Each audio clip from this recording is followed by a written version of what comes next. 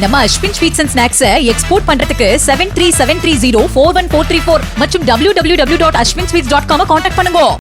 சாத்தான்குளம் தந்தை மகன் போலீஸ் காவலில் அடித்து கொலை செய்யப்பட்ட வழக்கில் திடீர் திருப்பமாக முதல் குற்றவாளியாக கருதப்படும் காவல் முன்னாள் ஆய்வாளர் அப்ரூவராக மாற விருப்பம் தெரிவித்துள்ளார். கடந்த 2020ஆம் ஆண்டு போலீசார் விசாரணையில் ஜெயராஜ் மற்றும் அவரது மகன் பென்னிக்ஸ் அடித்துக் கொல்லப்பட்ட வழக்கு தொடர்பாக சிபிஐ வழக்கு பதிவு செய்து விசாரணை நடத்துகிறது.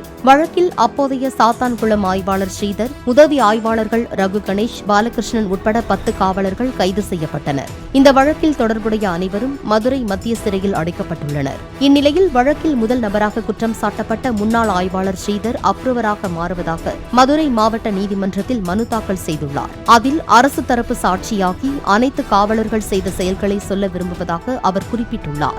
மேலும் மனசாட்சிக்கு கட்டுப்பட்டு தந்தை மகன் குடும்பத்திற்கு நீதி கிடைக்க விரும்புவதாகவும் ஸ்ரீதர் மனுவில் கூறியுள்ளார். இது தொடர்பாக சிபிஐ பதிலளிக்க நீதிபதி உத்தரவிட்டுள்ளார்.